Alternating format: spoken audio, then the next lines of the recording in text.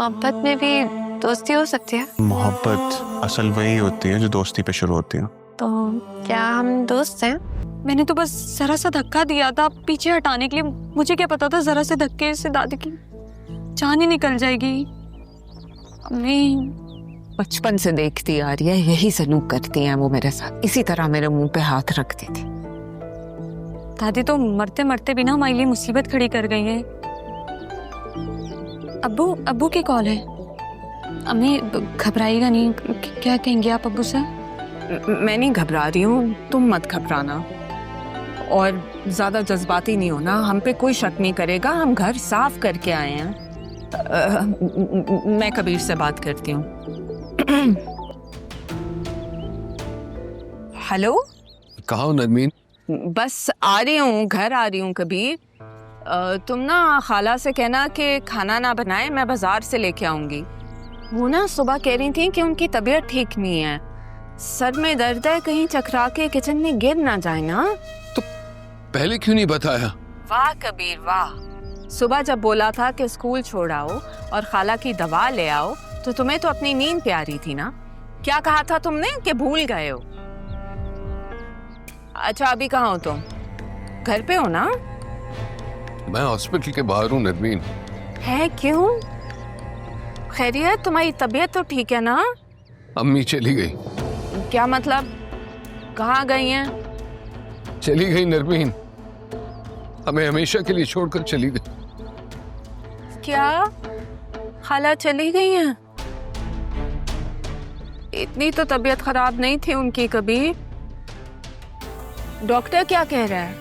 Doctor भी यही कह रहे थे कि शायद चक्कर की वजह से गिर गई और कुछ इंटरनल ब्लीडिंग ज्यादा हुई। और देखो तुम एक काम करो, घर पहुंचो, सिद्रा को भी साथ ले आना, मैं बस वहीं मिलता हूँ। हाँ मैं बस आ रही हूँ, सिद्रा मेरे साथ ही है, आ रही हूँ। अम्मी क्या दादी सच में चली गई? बहुत डर लग रहा है। कुछ दिन पहले मिली थी, कह रही थी पता ही नहीं चलता वक्त कैसे गुजर रहा है, और आज देखे खुद ही नहीं है, आनन फानन चली गई। बस बहन, हमें भी नहीं पता था कि खाला अपने हाथों से आखिरी नाश्ता बना रही है। सिद्रा कहती रही उनसे कि वो आराम करे, मेरी बच्ची खुद नाश्ता बना रही थी उनके लिए। बहुत लाडली थी ना उनकी। अब देखें घर कितना खाली खाली लग रहा है। खाला हमारे घर की रौनक थी। अरे कल ही तो सब्जी वाले के पास मिली थी, भली चंगी तो लग रही थी, मेरे से बात भी की थी, फिर अचानक। बस बहन, कल ना सुबह कह रही थी कि सर में बड़ा दर्द हो रहा है। मैंने उनसे कहा कि मैं छुट्टी करके घर में रह लेती हूँ, खाना मैं बना लेती हूँ, लेकिन वो बस यही कहती रही कि वो ठीक हो जाएंगी, कबीर से कह देंगी कि डॉक्टर को ले आए। पता नहीं शायद कबीर को मौका नहीं मिला। पता नहीं कैसे ये सब कुछ अचानक।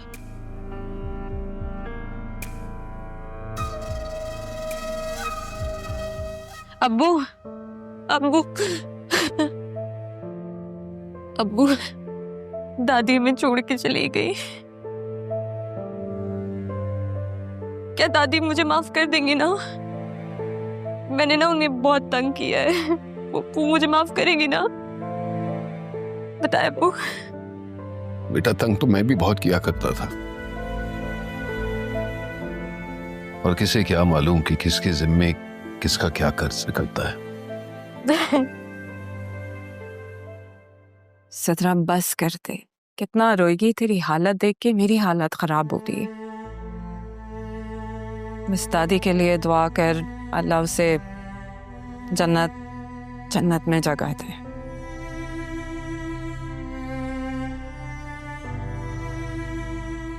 कबीर तुम्हें भी हौसला करना होगा। जिंदगी के जाने के बाद लोग इतने अहम क्यों लगने लगते हैं? समझ नहीं आता मैं इतना बेखबर कैसे हो गया कि आवाज तक नहीं आई जब मेरी अम्मी पर ये कयामत गुजर रही होगी। ये सब कैसे हो गया? कबीर तुम नींद में होंगे, सुना नहीं होगा, वरना उन्होंने पुकारा तो जरूर होगा तुम्हें।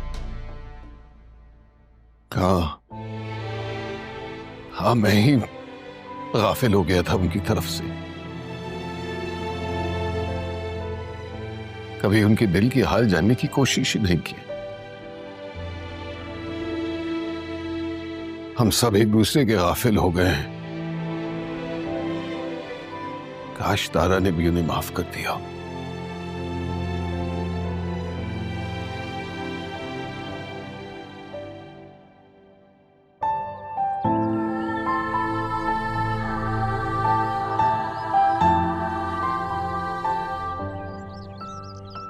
एक बात मेरी कान खुल के सुन लो, बेटा ही पैदा होना चाहिए ताकि मेरे कबीर की नस्ल आगे बढ़े। और अगर बेटी पैदा हुई तो मैं तुम्हें साफ साफ बता रही हूँ, खड़े खड़े कबीर की शादी कर दूंगी अपनी भांजी नरमीन से। पता नहीं क्यों आज आपकी याद आ गई। आपने जो भी किया मैंने अपने रब के हुजूर माफ किया। शायद इसी सबब मेरी खताएं भी बख्श दी जाए।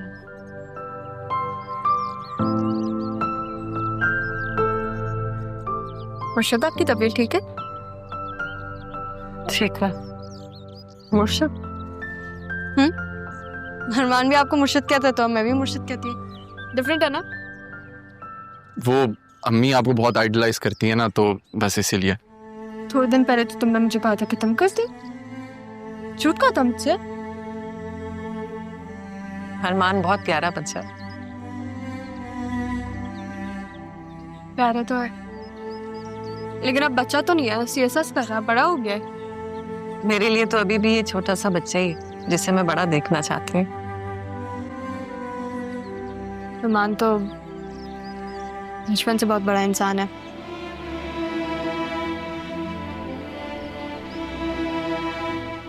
आपका रिजल्ट आ गया है ना? बहुत मुबारक। Thank you. वो भी अरमान की वजह से हुआ है।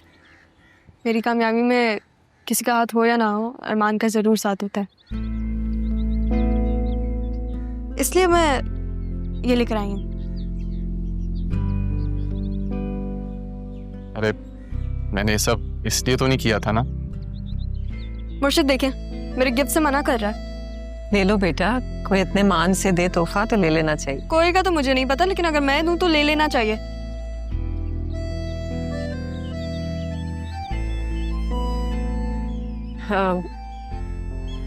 ये मेरी तरफ से आपके लिए तोहफा। थैंक यू, लेकिन इससे ज्यादा कीमती तो मेरे पास कुछ भी नहीं। ये मेरे माँ बाप की निशानी है। लेकिन अगर आपके माँ बाप ने ये दी थी तो ये आप मुझे क्यों दे रही हैं?